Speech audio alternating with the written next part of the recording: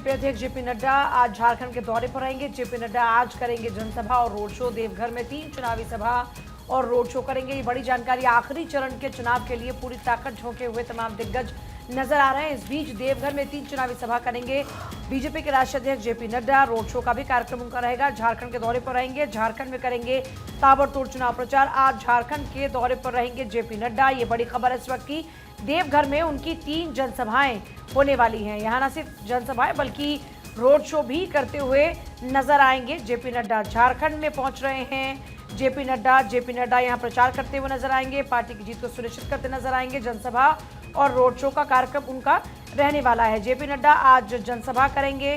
देवघर और पालाजोरी में उनके कार्यक्रम लगे हुए हैं, जहां पर वो पहुंचेंगे। देवघर में रोड शो होगा, पालाजोरी में सभा होगी। जयराम महतो भी करेंगे रोड शो। देवघर में रोड शो होगा। तो ये बड़ी जानकारी इस वक्त मिल रही है जेपी नड्डा के झारखंड दौरे को लेकर। संताल परगना प्रमंडल के 3 लोकसभा सीटों में 1 जून को लोग अपने मताधिकार का प्रयोग करेंगे। चुनाव आयोग अंतिम 7वें चरण में दुमका, गोड्डा, राजमहल लोकसभा सीट में चुनाव करा रहा है। ऐसे में चुनाव प्रचार भी जोरों पर है। जनसभा और रोड शो आज जेपी नड्डा करने वाले हैं।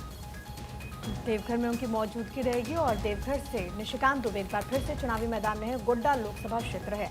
अब आगे बढ़ेंगे और बात कर लेंगे अखबारों की। अगली खबर भी झारखंड से जुड़ी हुई है, जहां पर दुमका में बीते रोज प्रधानमंत्री नरेंद्र मोदी पहुंचे थे। इंडी गठबंधन पर उन्होंने इस दौरान जोरदार हमला बोला, तंज कसा और कहा कि इनका फॉर्मूला है घोर सांप्रदायिक राजनीति करो, घोर तुष्टीकरण की राजनीति करो, अलगाववादियों को संरक्षण दो, इंडी वाले धर्म के आधार पर आरक्षण की बात करते हैं। मैं यानी कि प्रधानमंत्री ने कहा कि मैं SC, ST, OBC के आरक्षण की लूट नहीं होने दूंगा। ये मोदी की गारंटी है। इंडी गठबंधन की देश विरोधी राजनीति का एक खतरनाक फॉर्मूला। इनका फॉर्मूला है घोर सांप्रदायिक राजनीति करो, घोर तुष्टीकरण की राजनीति करो। इन तमाम बड़ी बातों का जिक्र करते हुए प्रधानमंत्री नरेंद्र मोदी नजर आए थे। ये तस्वीरें भी आपकी टीवी स्क्रीन पर। झारखंड की 3 लोकसभा सीट, जहां पर 1 जून को होने वाली है वोटिंग, और तीनों लोकसभा सीट पर बीते 2019 में भारतीय जनता पार्टी ने जीत हासिल की थी। अगर दुमका की बात करें तो यहाँ पर सीता सोरेन, जो कि चुनावी मैदान में हैं, उनके पक्ष में जन समर्थन की अपील करते हुए पीएम नजर आए। विपक्ष पर हमला बोलते हुए प्रधानमंत्री ने इस दौरान क्या कुछ कहा, आपको एक बार सुनवा देते हैं। गठबंधन की देश विरोधी राजनीति का एक खतरनाक फॉर्मूला है। उनका फॉर्मूला है घोर सांप्रदायिक राजनीति करो, घोर तुष्टीकरण की राजनीति करो, अलगाववादियों को संरक्षण दो, आतंकवादियों का बचाव करो और जो उसका विरोध करे उस पर हिंदू मुसलमान करने का आरोप लगा दो।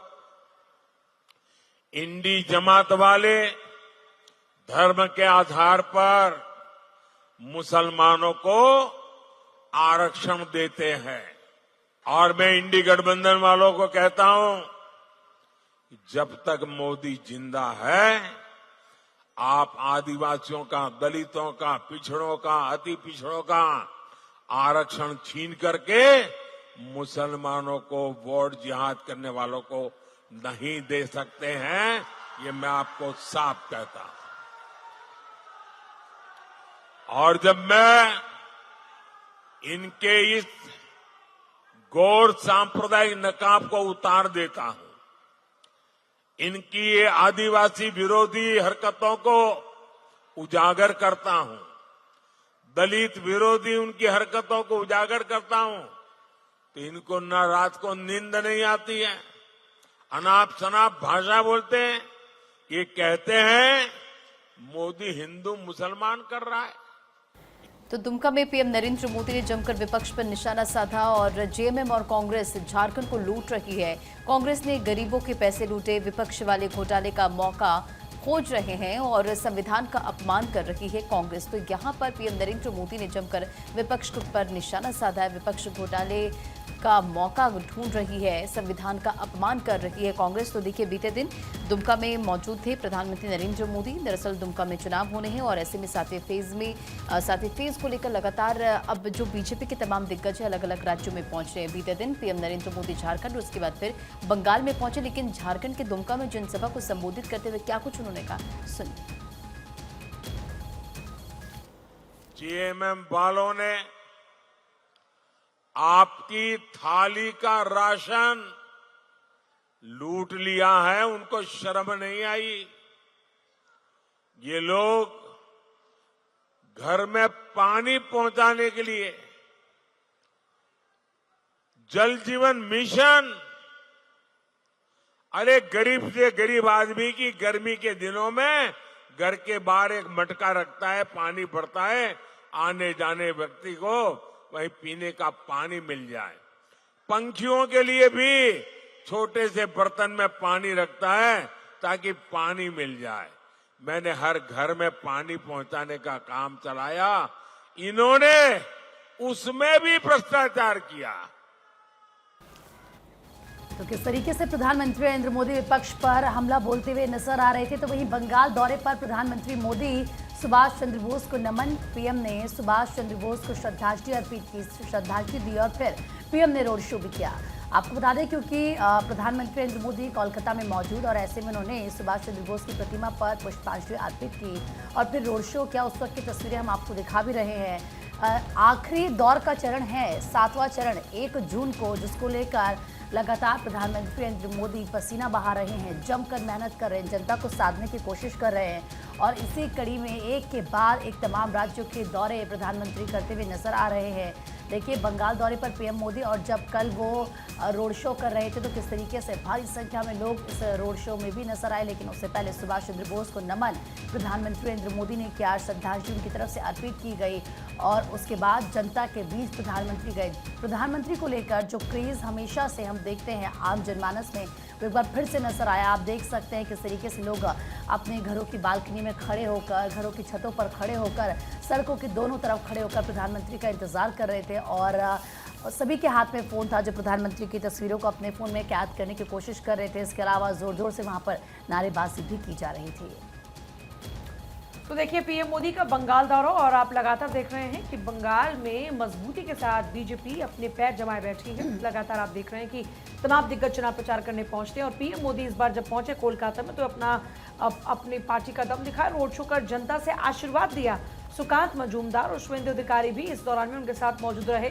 कोलकाता की तस्वीर आपने देखी जब पीएम मोदी ने रोड शो किया। पश्चिम बंगाल में पीएम मोदी ने कोलकाता में रोड शो किया। इस दौरान उनके साथ में भाजपा प्रमुख सुकांत मजूमदार और नेता प्रतिपक्ष शुभेंदु अधिकारी मौजूद रहे। वो तस्वीरें इस वक्त आप देख रहे हैं, कोलकाता की तस्वीरें जब पीएम मोदी ने यहाँ चुनाव प्रचार किया और उसके बाद में लोगों की भीड़ आप खास तौर पर देख सकते हैं।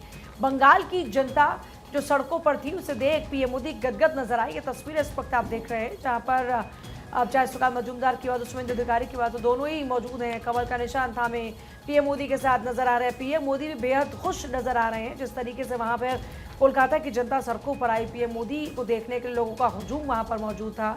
तो जाहिर तौर पर ये किसी भी नेता को गदगद करने वाली तस्वीरें थी। पीएम मोदी भी बेहद खुश नजर आए। इन तस्वीरों को देखकर आप लगातार देख भी रहे हैं, ममता दीदी के ऊपर हमला बोलते हुए नजर आते हैं कोलकाता में।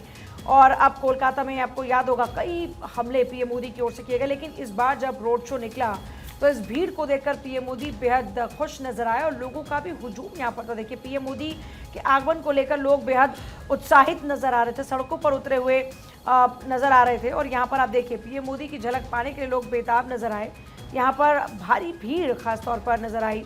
नॉर्थ में पीएम मोदी आपने देखा, सेंट्रल में सीएम ममता बनर्जी की कई जनसभाएं रही। तो कुल मिलाकर देखा जाए तो एक तरफ ममता बनर्जी इस बार अपनी सीट्स को बढ़ाने पर जोर देती नजर आ रही है, वहीं कोलकाता में ज़्यादा से ज़्यादा सीटों पर कब्जे के लिए बीजेपी के तमाम दिग्गज भी चुनाव प्रचार करते नजर आ रहे हैं। खुद पीएम मोदी पहुंचे और देखिए रोड शो से पहले की अगर बात करते हैं तो रोड शो से पहले पीएम मोदी ने पूजा अर्चना की। श्री श्री शारदा मेयर बारी पहुंचे पीएम मोदी और पीएम मोदी ने पूजा अर्चना यहाँ पर की। मंदिर के पुजारियों से पीएम मोदी ने मुलाकात की। कोलकाता की तस्वीर आप देख रहे हैं जब श्री श्री शारदा मायर बाड़ा मंदिर का दौरा पीएम मोदी ने किया और यहाँ पर वो प्रार्थना करते भी नजर आए। तो खासतौर पर तस्वीरें इस वक्त आपके सामने हैं जहाँ पर पीएम मोदी आप देख रहे हैं कि कोलकाता में पहुंचे, रोड शो किया। रोड शो से पहले लेकिन वो यहाँ का जो प्रचलित मंदिर है वहाँ पर पूजा अर्चना करते हुए पीएम मोदी नजर आए। पीएम मोदी ने लोकसभा चुनाव के आखिरी चरण से पहले कोलकाता के श्याम बाजार 5 पॉइंट क्रॉसिंग से एक रोड शो किया।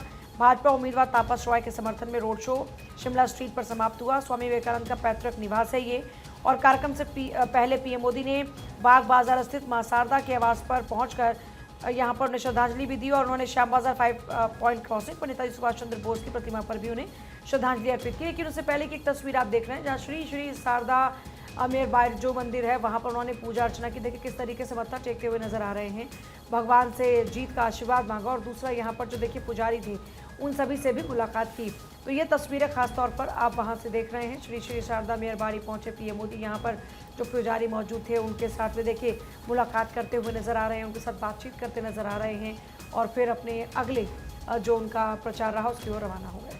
वहीं जाधवपुर में प्रधानमंत्री ने बंगाल सरकार पर तंज कसा और ये कहा कि यहाँ पर संदेश खाली जैसी घटना आम है। टीएमसी की पॉलिटिक्स रत्ताकटो पॉलिटिक्स है। टीएमसी करप्ट इकोसिस्टम को आगे बढ़ाती है। टीएमसी की सारी पॉलिटिक्स वोट बैंक के लिए ही है। जाधवपुर से ये तस्वीर आपकी टीवी स्क्रीन पर, क्योंकि कल प्रधानमंत्री 3 अलग अलग जगह पर पहुंचे थे जहां पर उन्होंने जनसभा को संबोधित किया। कोलकाता की बात करें तो वहां पर एक रोड शो भी किया। प्रधानमंत्री ने इस दौरान कई मसलों को लेकर के पश्चिम बंगाल सरकार पर हमला बोला, करप्शन का मुद्दा, परिवारवाद का मसला भी उन्होंने उठाया। और विशेष तौर पर क्योंकि पंजाब यहाँ अगर पश्चिम बंगाल की बात करें तो इस वक्त अगर सियासत के केंद्र बिंदु में कोई मसला है तो वो संदेश खाली। और इसी को लेकर के जब प्रधानमंत्री नरेंद्र मोदी अपने संबोधन की शुरुआत करते हैं तो वो कहते हैं कि यहाँ पर संदेश खाली जैसी घटना आम है। और टीएमसी पर हमला बोलते हुए प्रधानमंत्री ने क्या कुछ कहा इस जनसभा के दौरान आपको सुनवाते हैं। यहां संदेश खाली जैसी शर्मनाक वारदातें आम है, जहां पहले बहनों बेटियों के साथ अत्याचार किया जाता है और फिर शाहजहां शेख जैसे पापियों को बचाने के लिए गंदे खेल खेले जाते हैं। जो टीएमसी सरकार लॉ एंड ऑर्डर जैसा बेसिक काम नहीं कर सकती, उसे सजा देना जरूरी है। टीएमसी की पॉलिटिक्स रक्ताकटो पॉलिटिक्स है। टीएमसी करप्ट इकोसिस्टम को आगे बढ़ाती है। टीएमसी की सारी पॉलिटिक्स वोट बैंक के लिए है। तो जाधवपुर में पीएम नरेंद्र मोदी की जनसभा हुई और 4 जून को नया इतिहास रचा जाएगा। फिर एक बार मोदी सरकार, टीएमसी और इंडी के बड़े बड़े किले ध्वस्त होने वाले हैं।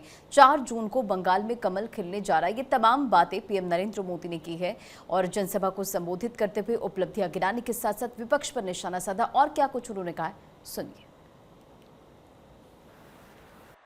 पश्चिम बंगाल के अनेक शहरों में गया हूं। मैं लगातार देख रहा हूं, इस बार टीएमसी और इंडी वालों के बड़े बड़े किले ध्वस्त होने वाले हैं। 4 जून को जाधवपुर और कोलकाता, पूरा बंगाल बड़ी संख्या में कमल खिलाने जा रहा है।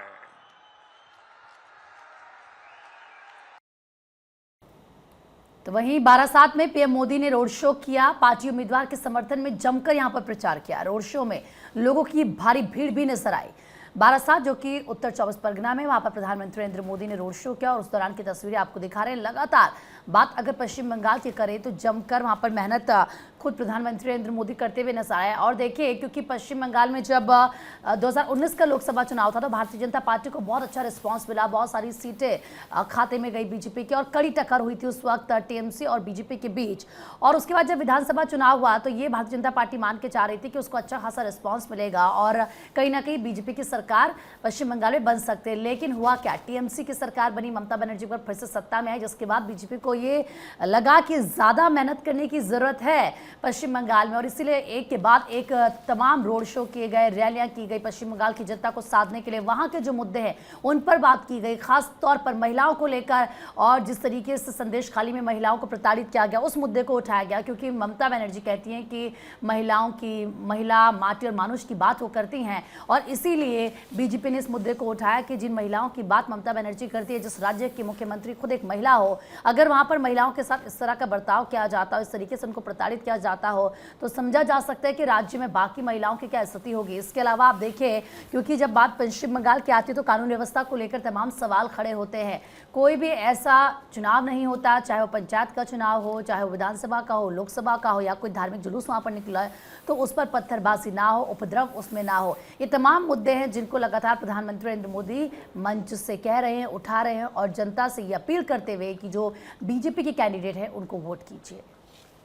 देखिए, लगातार चुनाव प्रचार, ताबड़तोड़ चुनाव प्रचार, क्योंकि आखिरी चरण में इस वक्त अब मतदान की प्रक्रिया बाकी बचती है, तो ऐसे आखिरी चरण के लिए लगातार जो इस वक्त प्रचार है वो जोरों पर है और पीएम मोदी लगातार प्रचार करते हुए नजर आ रहे हैं। कोलकाता में बारासात में पीएम मोदी ने यहाँ रैली की और टीएमसी के नेताओं के पास जो नोटों के पहाड़ निकले हैं, एक एक रुपए का हिसाब होगा।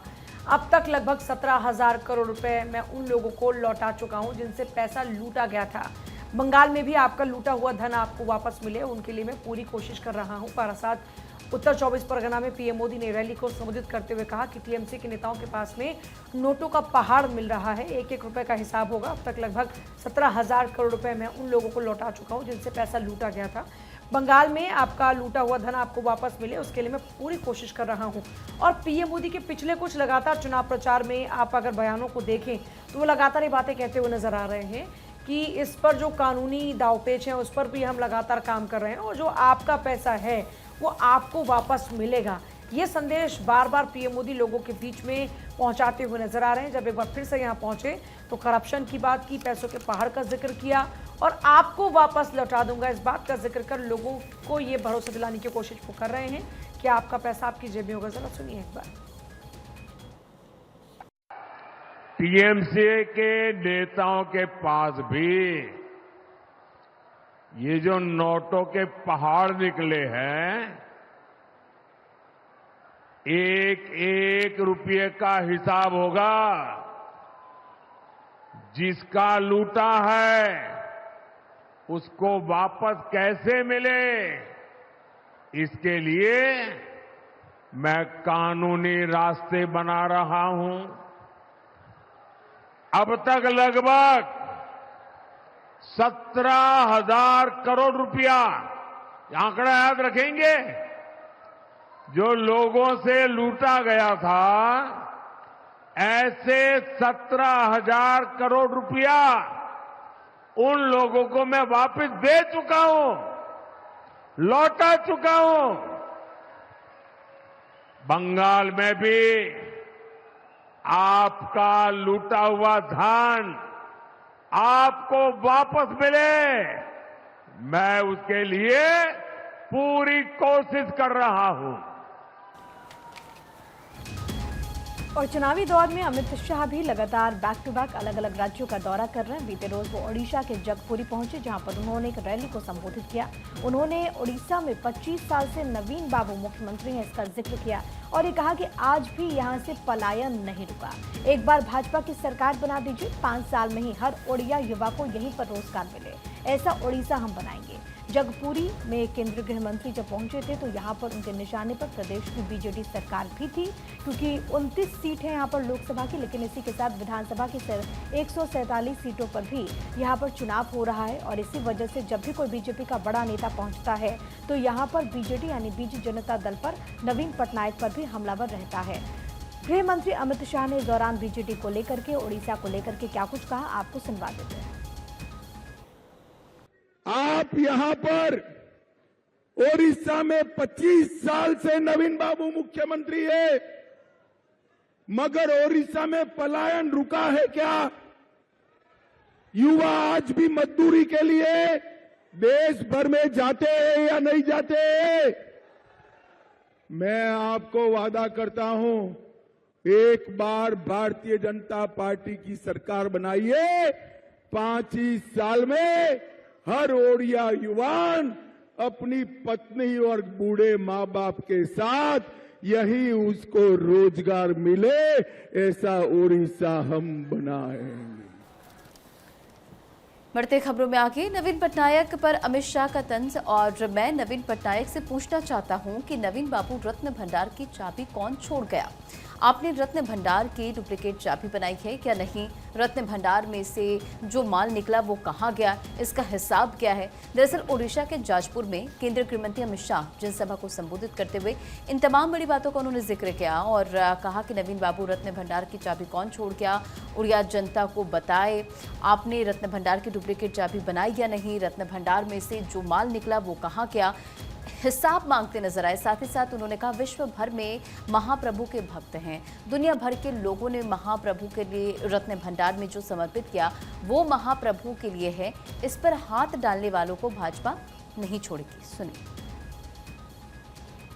मैं आज यहां से नवीन बाबू को पूछना चाहता हूं, नवीन बाबू, रत्न भंडार की चाबी कौन चोर गया?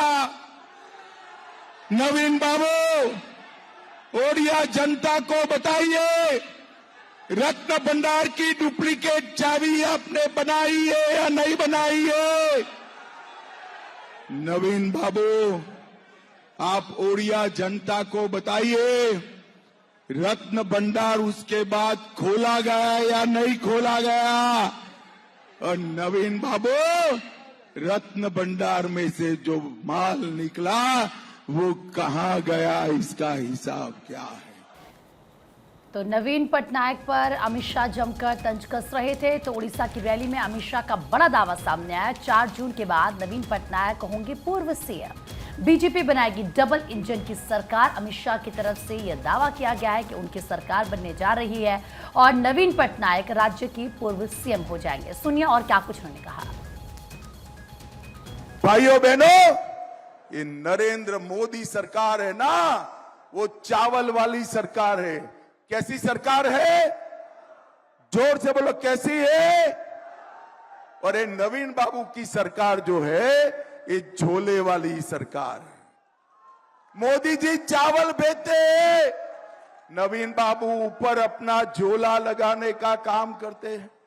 अरे नवीन बाबू, झोले से गरीब का पेट नहीं भरता, झोले की जगह 5 किलो चावल आप भी दे देते तो मेरे गरीब भाइयों बहनों का भला हो।